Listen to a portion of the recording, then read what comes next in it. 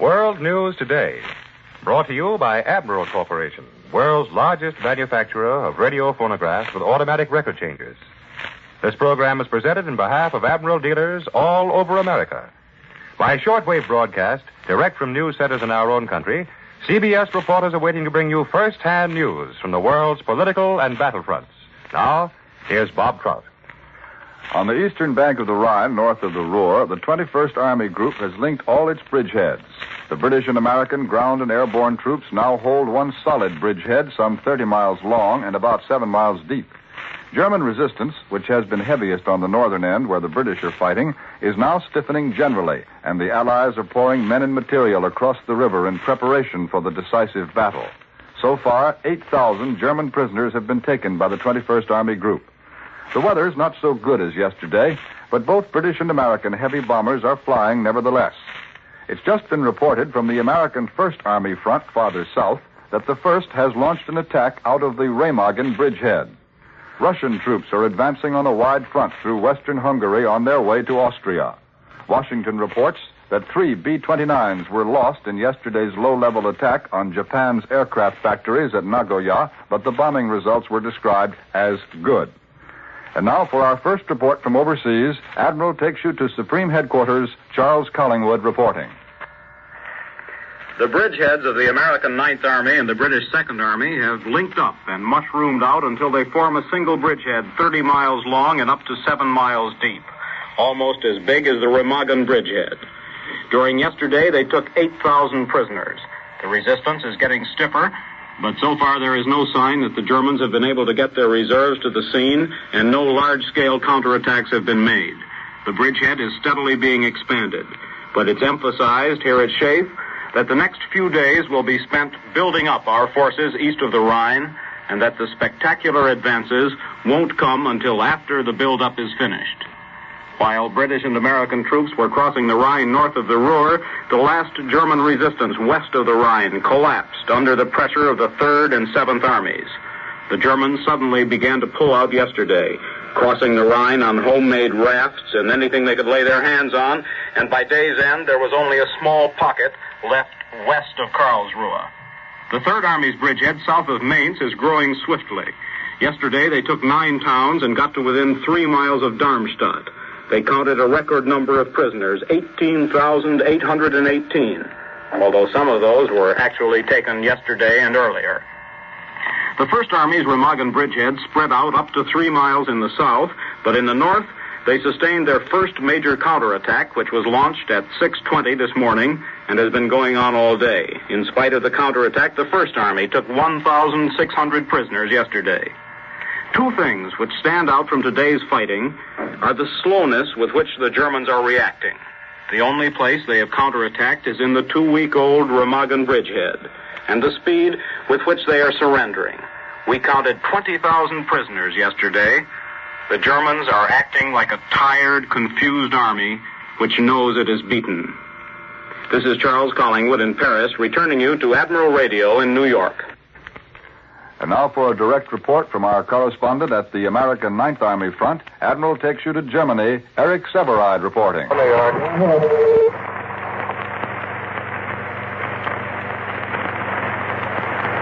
This is 9th Army. Events are moving well ahead of information, but here is the situation at last report.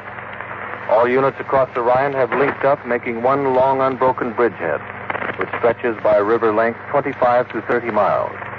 In places, it is 8 miles or more deep, and most units are moving ahead at good pace. Several bridges are finished in the British and 9th Army areas. There will be more to come.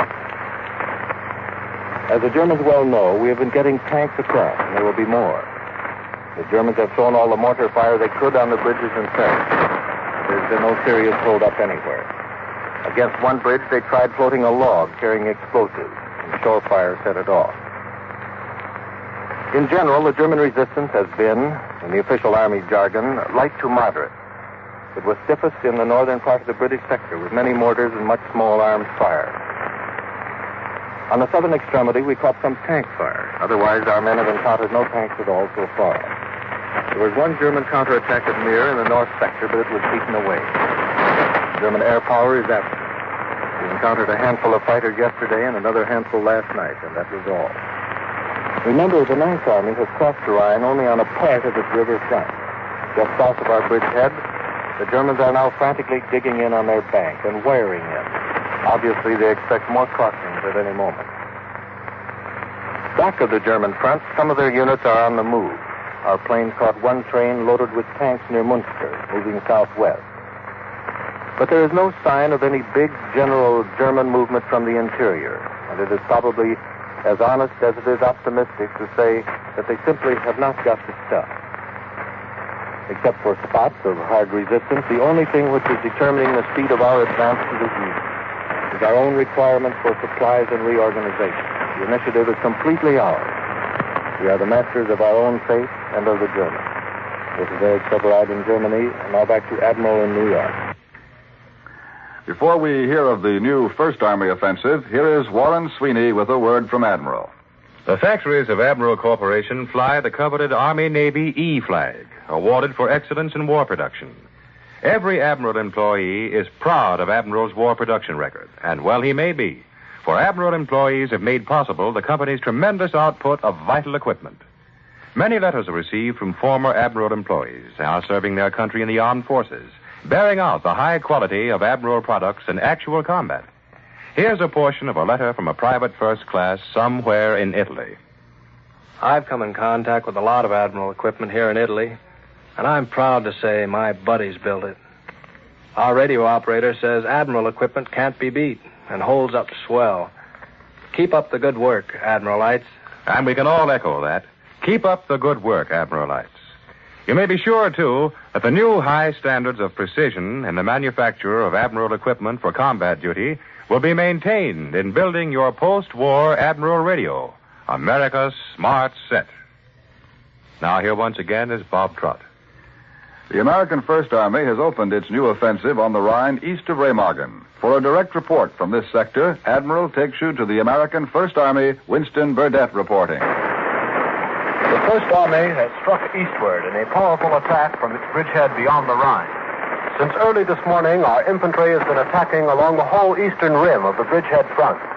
All morning and all afternoon, our armored task forces have been grinding east over the dust roads, digging into the German defense, trying to hit a weak spot, and crash out beyond what we believe to be the very thin enemy line ahead of us. The attack is going well. We are meeting uneven resistance. It's been very tough for some of our infantry up in the north, which has beaten off counterattack after counterattack in one small sector. But the main fact about this First Army drive is that it is spearheaded by armor. General Hodges' most powerful, tough, and experienced armored forces are today hitting east, and the opposition in front of them is only moderate.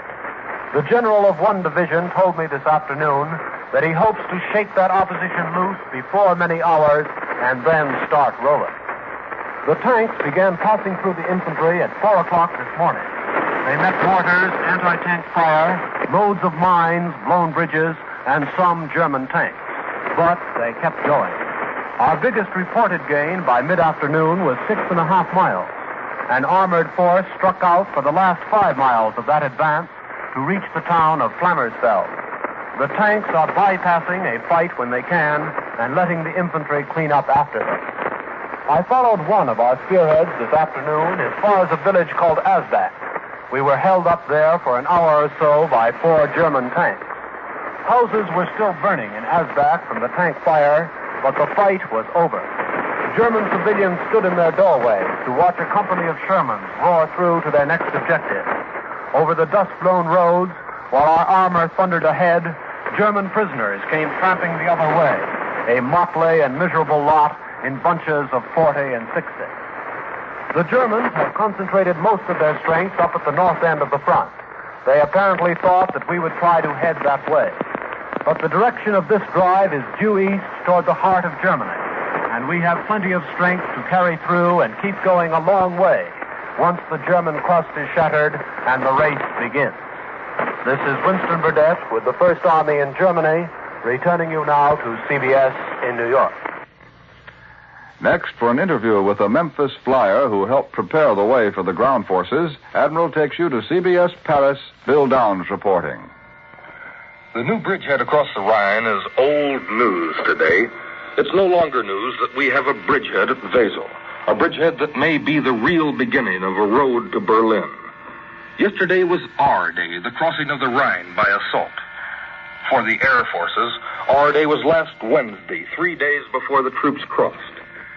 With me tonight is Captain Tom de Graffenried, Air Medal with 16 clusters, DFC, and Silver Star.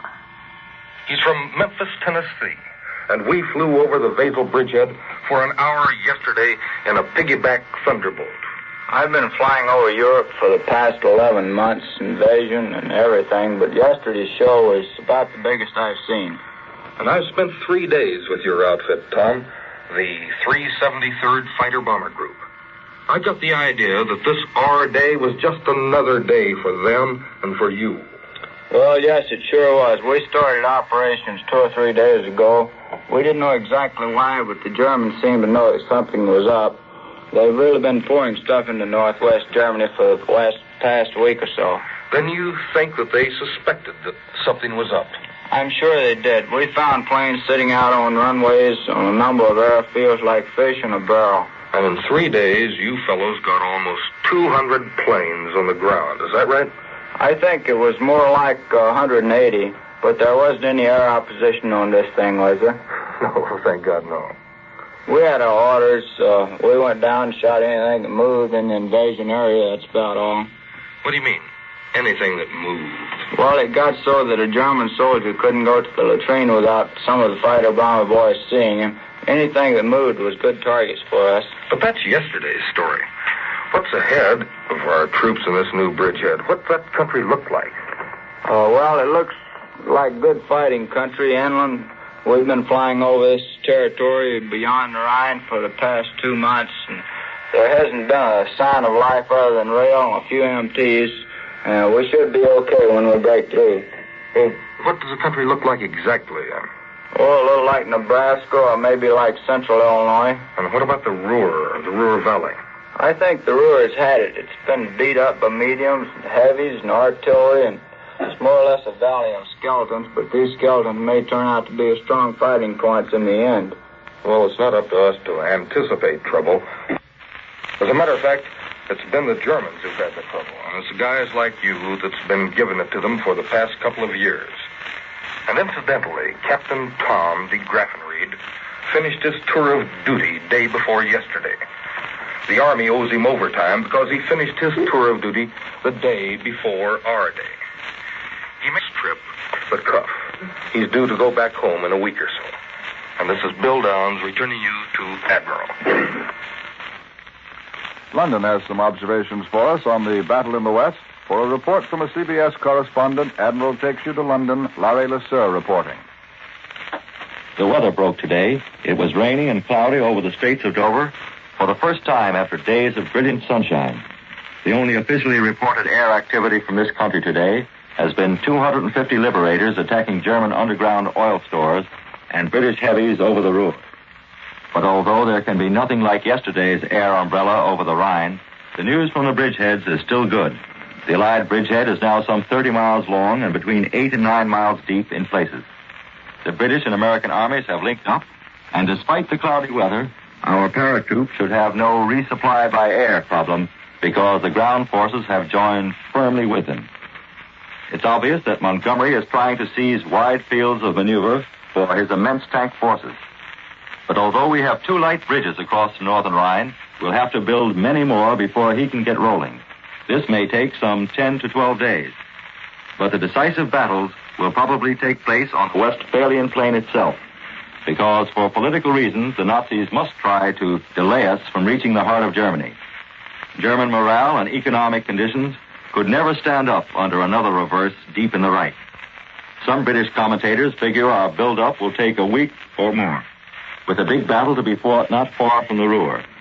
Already German resistance is stiffening, and reinforcements have been brought up to meet the bridgeheads. But Kesselring has not yet committed the 35 divisions under his new command. As usual, the Germans pulled back their major forces from the direct line of our pre-invasion artillery barrage. But Kesselring may strike soon, especially if the weather goes against our air forces. But already the First Army's bridgehead at Remagen is paying dividends. The Germans report that General Hodges' troops went over to the offensive today, obviously to divert Kesselring's heavily taxed forces. And the Germans report a new Rhine crossing in General Patton's sector at Boppard, south of Koblenz. This crossing, as yet unconfirmed by Allied sources, will give us 7 distinct bridgeheads over the Rhine on a 400-mile front. It will be a race between the Allied armies to see who first shakes hands with the Russians. And this is Larry DeSer returning you now to Admiral in New York.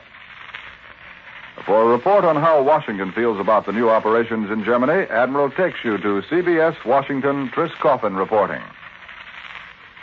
This is a quiet, lovely spring afternoon in Washington, outwardly remote and far from war. But on this Sabbath day, the churches were crowded. There was one universal prayer.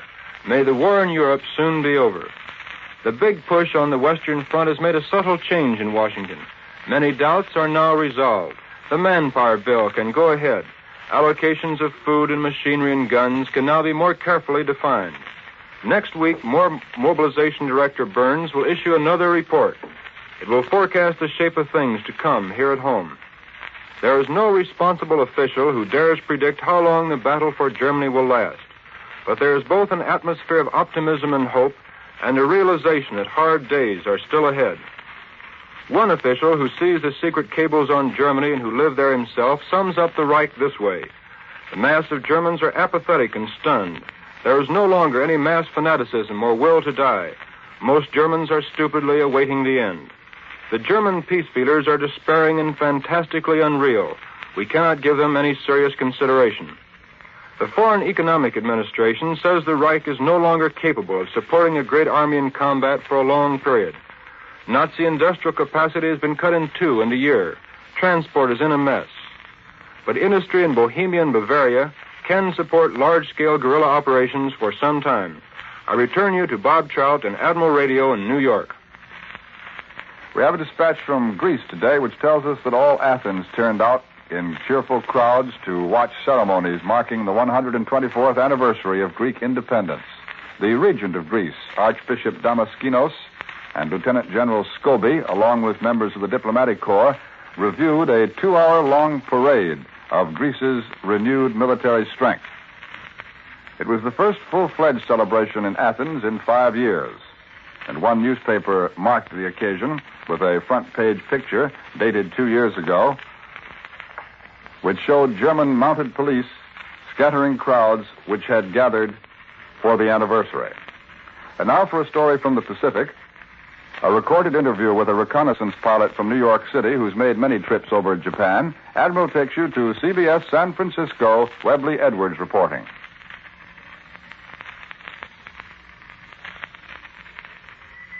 Fleet Admiral C.W. Nimitz today disclosed in a communique that serious fighting had taken place in Japanese home waters between aircraft of the 5th Fleet's carrier planes and Japanese planes based on Kyushu, Shikoku, and Honshu Islands, with large numbers of enemy planes shot down.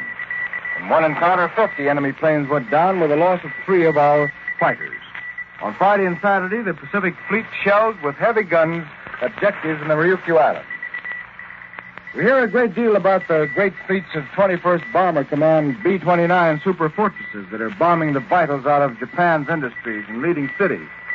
But we hear very little of the men who are in the advanced guard of these bombing missions, the photographers who go in, take pictures, and tell the bombers it's all right to come on in.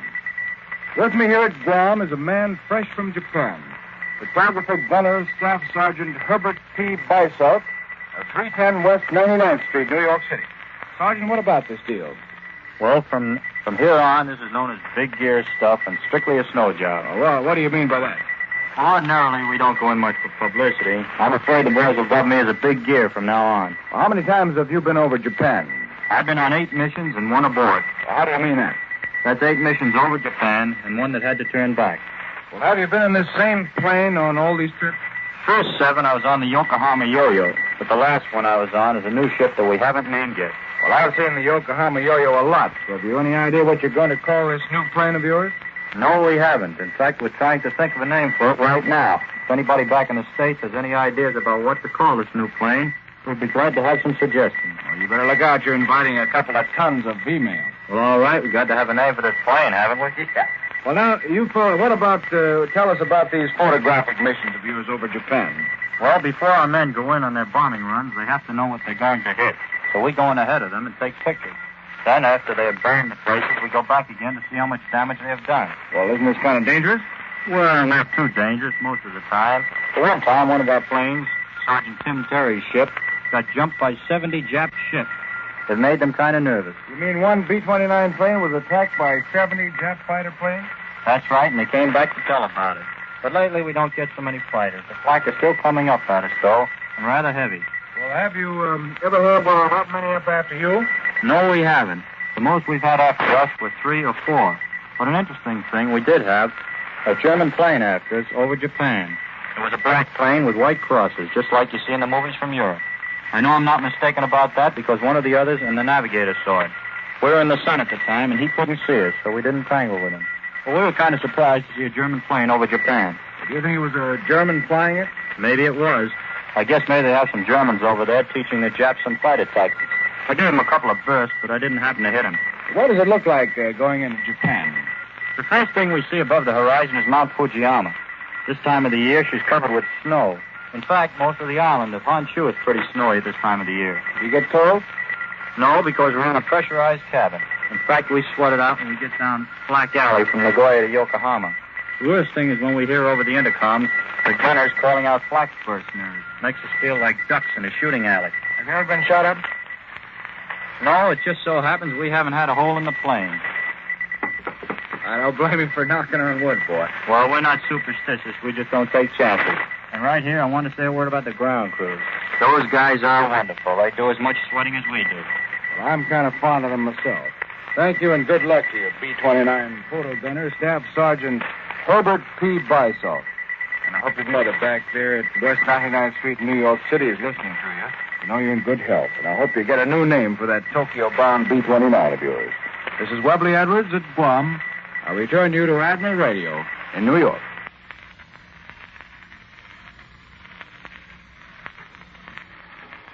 The news from Moscow is the Red Army is still concentrating on both ends of the curving eastern front, cleaning up the German pockets along the Baltic Sea and smashing ahead on both sides of Czechoslovakia, in German Silesia and also south of Czechoslovakia on the road to Vienna. And now you're going to hear about a new kind of refrigerator that won't require covered dishes to keep foods fresh and appetizing. Here's Warren Sweeney. It's the Admiral Dual Temp, the refrigerator that is really 2 refrigerators in one. And it's true. You won't have to use covered dishes because of Dual Temp's huge, purified, moist cold compartment. There are no exposed, frost-collecting coils to draw the moisture and vitamins from your foods in the Admiral Dual Temp. The coils have been built right into the walls of the Admiral refrigerator. 85% humidity is maintained, and so the need for covered dishes is eliminated. And since there are no exposed coils, there is no defrosting. The Admiral Dual Temp is the refrigerator with a built-in home freezer to quick freeze foods or store nearly 2 bushels of frozen foods for months. And ice cubes, say, you can freeze bushels of them in your Admiral if you wish, and store them in dry cold, so dry and so cold that they don't even stick together. Make a date with yourself now to see the Admiral Dual Temp before you buy your next refrigerator. Dual Temp is the successor to the ordinary mechanical refrigerator. And remember, only Admiral can build a Dual Temp. One of America's most urgent manpower needs is for more able seamen, mates, and engineering officers for the merchant marine. The supply problem to serve all our overseas forces is almost unbelievable, and only the merchant marine can handle it. America has the ships, but she needs the men to man them. If you have the experience needed to serve your country in this emergency, apply at once by wiring Collect, Merchant Marine, Washington, D.C. World News Today is brought to you each Sunday at this hour by Admiral Corporation, makers of Admiral Radio, America's Smart Set, and post-war makers of Admiral Dual Temp refrigerators, Admiral Home Freezers, Admiral Electric Ranges. Be sure to listen again next Sunday when Admiral brings you World News Today by shortwave, direct from leading news centers of the world. This is Warren Sweeney speaking coast to coast for Admiral. This is CBS, the Columbia